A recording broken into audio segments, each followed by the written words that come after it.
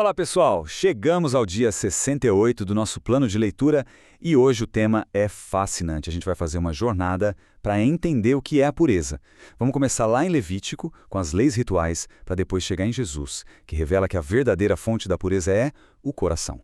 É uma conexão, olha, poderosa entre o Antigo e o Novo Testamento. Então, qual o nosso roteiro de hoje? Primeiro, as leis da pureza ritual. Depois a gente entra num conflito sobre a verdadeira origem do poder de Jesus.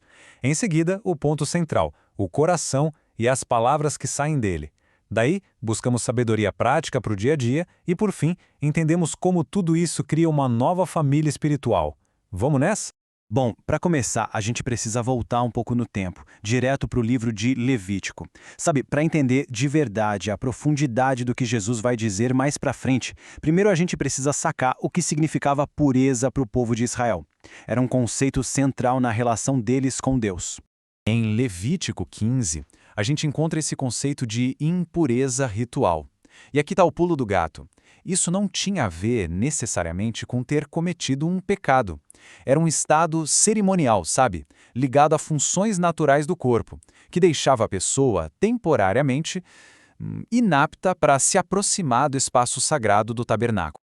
E para voltar a ser considerado puro, bom, o processo era super específico e totalmente externo. Tinha que contar 7 dias, lavar as roupas, tomar banho, ir até um lugar específico e ainda oferecer um sacrifício. Era tudo muito visível, físico, cheio de regras. A pureza era algo que se restaurava com ações que todo mundo podia ver. Mas por que tudo isso, né? Esse versículo aqui é a chave. O objetivo era proteger a santidade da presença de Deus no meio do povo. A pureza ritual criava uma distinção bem clara entre o que era sagrado e o que era comum. Era um jeito muito tangível de ensinar sobre a santidade de Deus. Agora, vamos dar um salto gigante no tempo. A gente aterrissa em Mateus capítulo 12.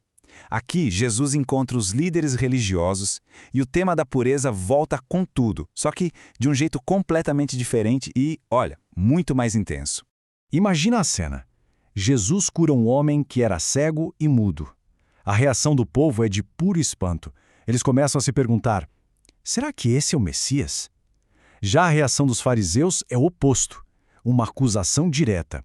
O poder de Jesus vinha de Satanás.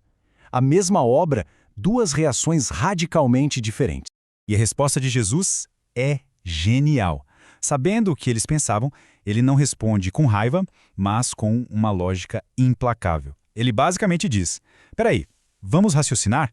Por que Satanás lutaria contra si mesmo? Não faz o menor sentido. Ele simplesmente expõe o quão irracional era a acusação dele. E é aqui que Jesus vira o jogo. Ele usa essa acusação absurda para ensinar uma das lições mais profundas do seu ministério, mudando o foco da pureza externa para a verdadeira fonte de toda a contaminação, o coração humano. Essa frase é o ponto central.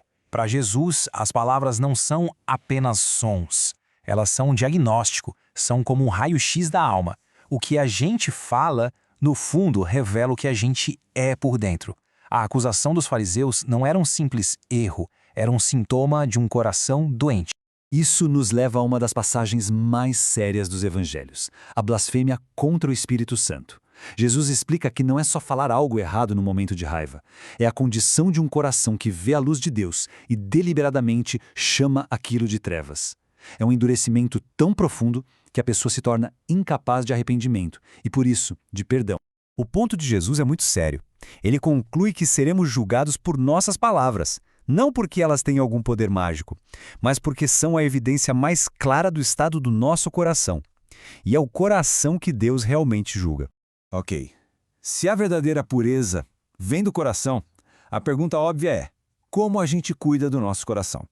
Para isso, vamos lá para Provérbios capítulo 27, que funciona quase como um manual prático para cultivar a sabedoria e a pureza que Jesus tanto valoriza. Então, a grande questão é essa. Como a gente faz para cultivar um coração assim?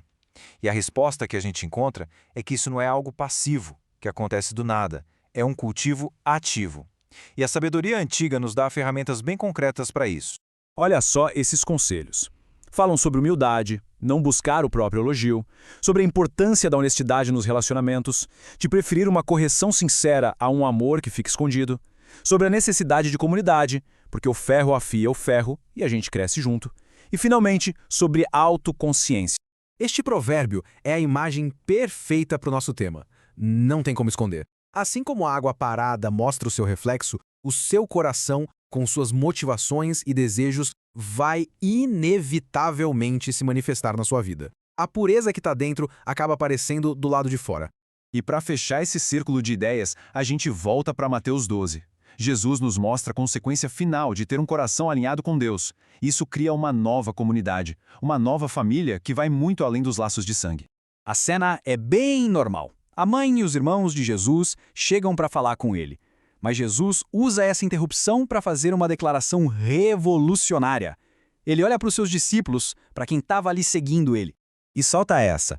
Para Jesus, o que define a verdadeira família não é o DNA, mas a obediência que nasce de um coração alinhado com a vontade do Pai.